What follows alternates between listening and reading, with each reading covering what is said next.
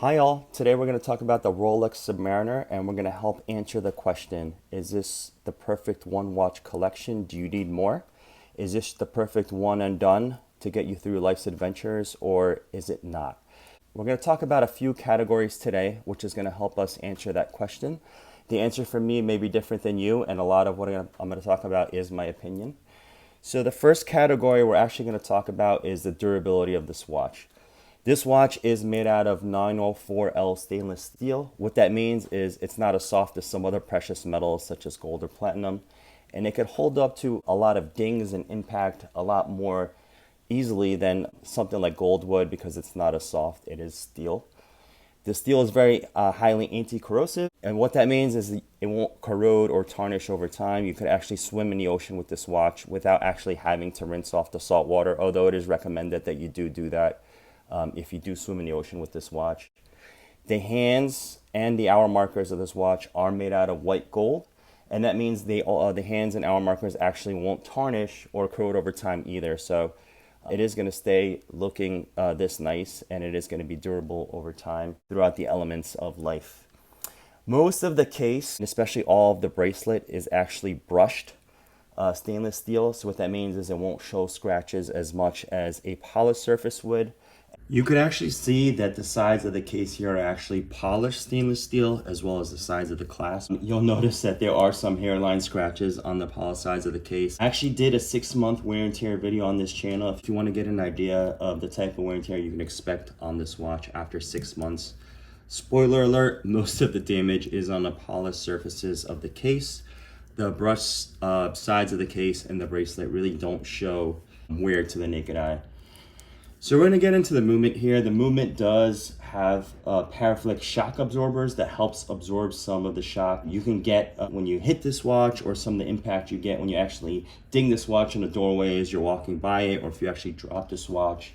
A lot of pro golfers actually wear Rolex while golfing.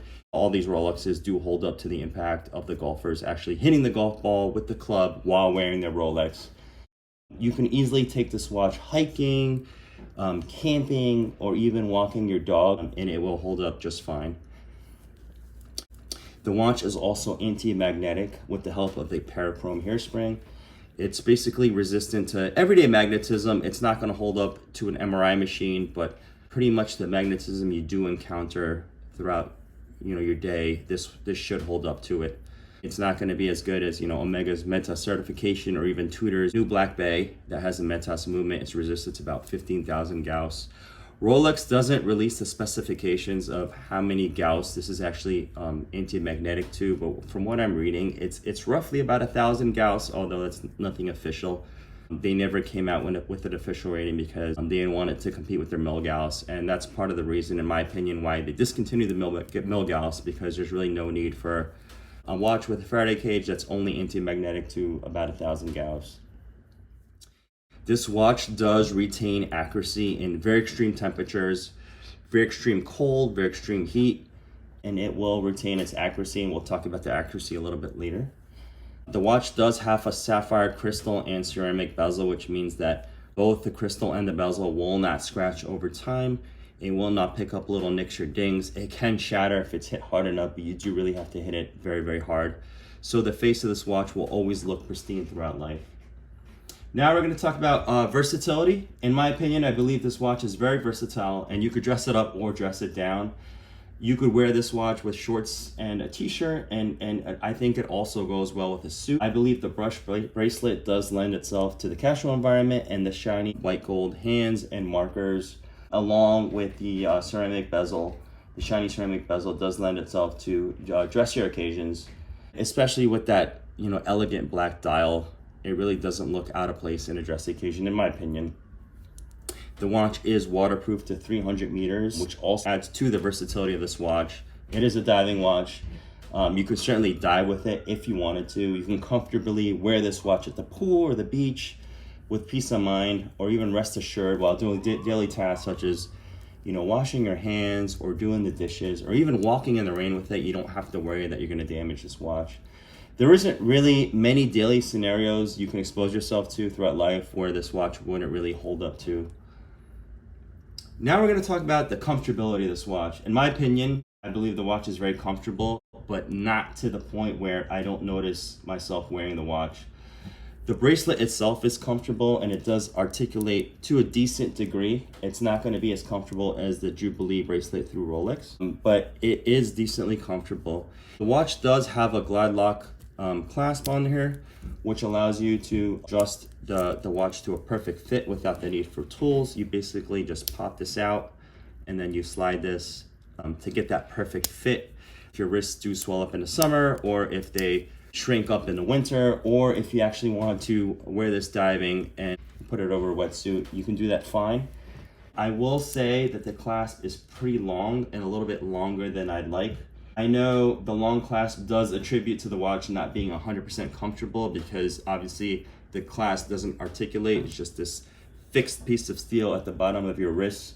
And I think if the clasp was a little bit shorter, it would make the watch a little more comfortable, but I know it does serve a purpose since this is a diving watch by nature, and it does need to have a large degree of adjustability to fit over a wetsuit. So there is a reason for it. It does reduce comfortability, in my opinion, just a little bit, but it's nice to have the option to adjust your watch to that perfect fit no matter what.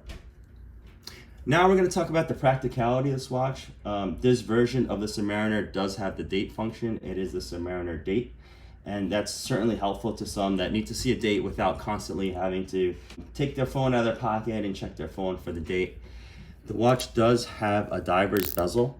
And what that means is it allows you to time things up to a 60-minute interval. So most people won't actually use this bezel to time their oxygen tank while diving, but it can be used during more daily tasks such as timing a 30-minute parking or a lunch break. It's very helpful. You just adjust that triangle pip there to the minute hand, and you can time up to a 60-minute interval, which is, in my opinion, very useful. There are no other useful functions on this watch, such as like a GMT function. So one may argue that this watch is not 100% practical. Personally, I don't have a need for a GMT function, but I do think to myself, is the GMT a perfect watch? I don't think that the bright colors on the Rolex GMT would be suitable for dressy occasions as a Submariner would.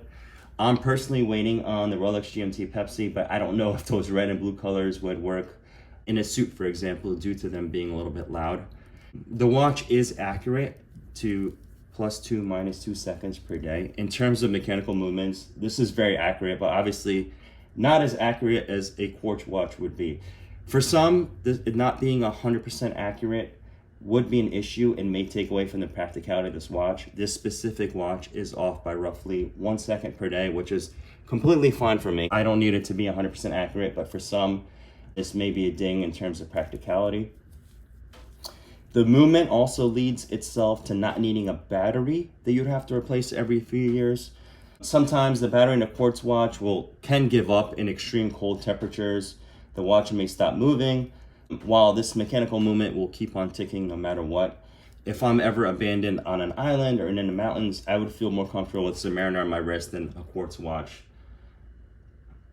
This watch does require service about every 10 years. It is a very long service interval when compared to other mechanical movements from other brands, but you will have a bill every 10 years. So that's something to think about. And you'll also be without your watch for 1 to 2 months while your watch is getting serviced. So this may get a ding in the practicality department for those that are used to quartz watches and they don't have to send their watch in and pay a bill every 10 years and be without their watches for 1 to 2 months. This watch will last longer than your life as long as you keep servicing it, and it could be passed down generations. We've all had quartz watches when we were younger where the circuit gave up and the watch had to be thrown out and tossed. So this will keep on ticking for the rest of your life and past that. Let's talk about the cost of this watch. So this watch does cost a little over $10,000 US dollars. It's obviously not chump change, and it's a lot of money to a lot of people. So a question you can ask yourself is, this $10,000 cost plus service fees every decade, is it worth a watch that will last you your entire lifetime? Only you can really answer that. In my opinion, I think, paying the 10 grand and having one watch forever that you're gonna love forever, assuming you do love this watch, is worth it.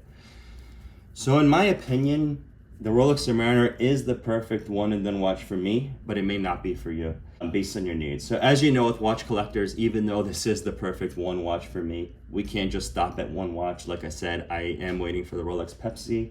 But if you can stop at one watch and you find that perfect watch for you, more power to you. Please let me know if you have any questions. Please leave them down in the comments below. And don't forget to subscribe if you enjoyed this video. Have a great day, everyone. Bye now.